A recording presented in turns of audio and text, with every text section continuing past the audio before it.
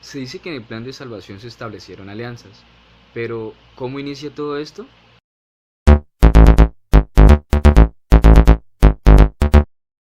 Bienvenidos a nuestro video semanal. Y nuestro tema es el plan de salvación y la alianza con el pueblo de Israel.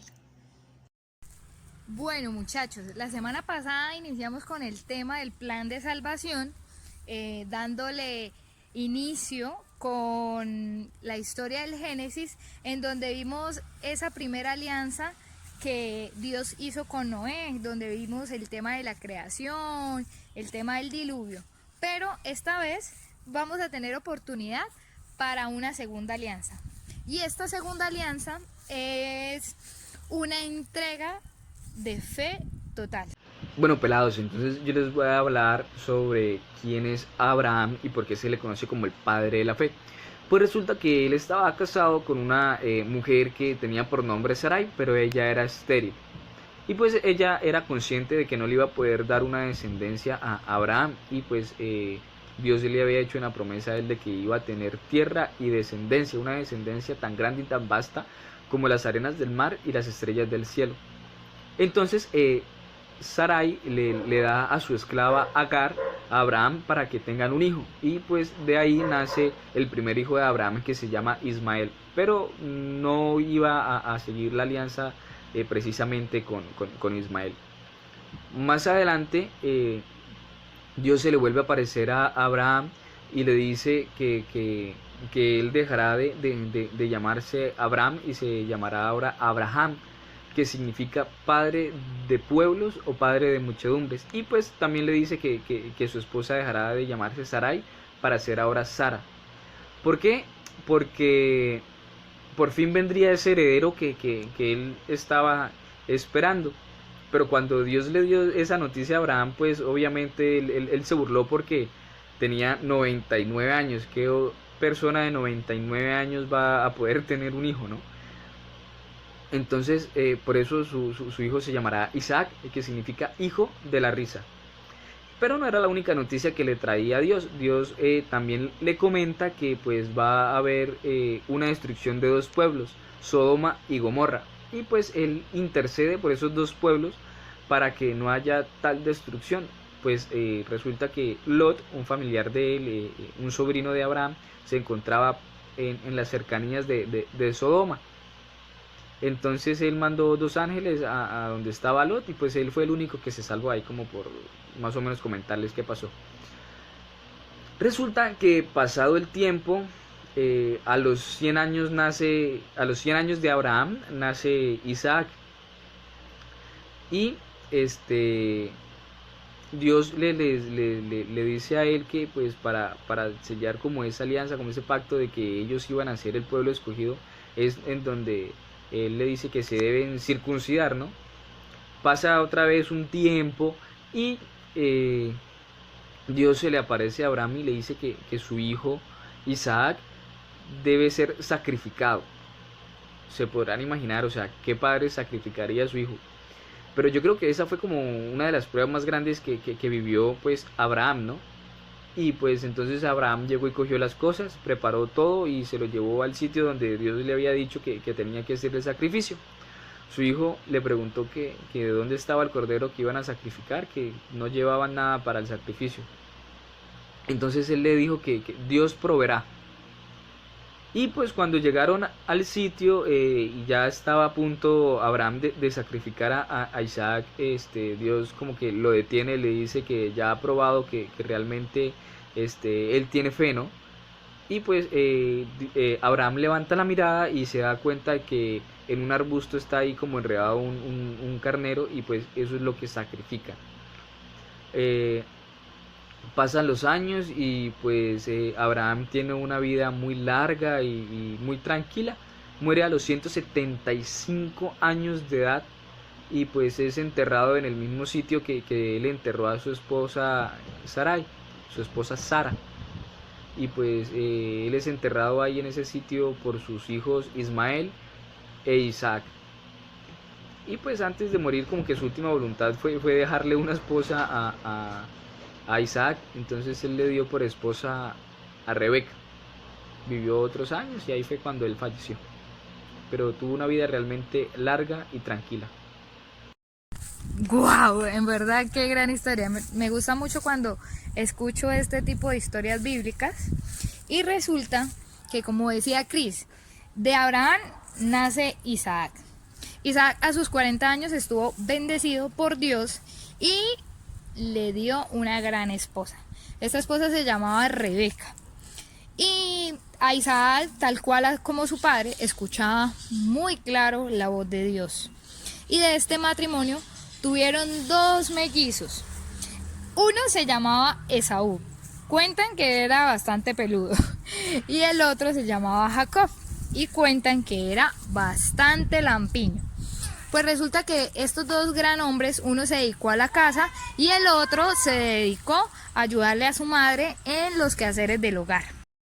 En una ocasión resulta que Esaú llegó supremamente cansado de trabajar en lo de la cacería y Jacob estaba en ese momento cocinando unas lentejas. Entonces era tanto el hambre que tenía Esaú que le dijo a su hermano que por un plato de lentejas le cambiaba el ser primogénito, que en esa época era muy importante. Entonces hicieron tal negocio. Resulta que pasados los años, ya la vejez de Isaac, él había perdido la vista. Al perder la vista resulta que Jacob se aprovechó de eso y al aprovecharse de eso, pues Jacob engañó a su padre pidiéndole una bendición que solamente se le daba al primogénito de la familia. Al enterarse de esto, Esaú se molestó muchísimo, se llenó de rabia, de indignación y resulta que Jacob no tuvo más opción que irse a tierras lejanas. Bueno, él se alejó, pero él contaba con la fortuna de sus antepasados. ¿Cuál era? Que escuchaba con claridad la voz de Dios. Entonces él trabajó por 7 años donde un familiar para poderse casar con Raquel, su amada, la que él lo flechó y él dijo, no, voy a trabajar por esa mujer. Pero resulta que también lo engañaron y le dijeron que no se podía casar con Raquel, sino le tocaba casarse con Lía.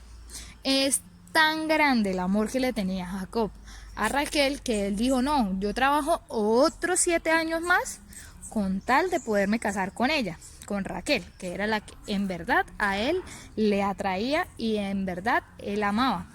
Entonces, quiero que tengamos en cuenta algo. Ahí vemos el libre albedrío que nos da Dios a cada uno de nosotros. El propósito está en si nosotros tomamos la buena decisión o tomamos la mala decisión. Bueno, y la historia continúa. Pues ya hemos visto cómo Dios establece su alianza con Abraham, Isaac y ahora Jacob. Jacob a su vez tiene 12 hijos, que más adelante se llamarían las 12 tribus de Israel. Ahora, ¿cuáles eran sus nombres? Sus nombres eran Rubén, Simeón, Leví, Judá, Dan, Neftalí, Gad, Aser, Isaacar, Zabulón, José y Benjamín. Estos 2 últimos eran los hijos más amados de Jacob. ¿Por qué eran los más amados? Pues como recordamos, Jacob amaba profundamente a Raquel y pues ya que Raquel había muerto, lo único que le quedaba de ella eran sus 2 hijos, José y Benjamín. José tenía 17 años y era un joven muy bien parecido, muy simpático, muy atractivo. Benjamín estaba recién nacido.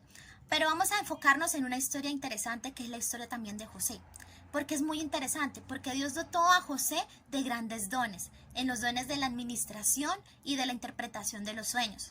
Por esa razón, sus hermanos, viendo que Jacob amaba más a José que a cualquier otro de sus hijos, tienen envidia, tienen odio y resentimiento.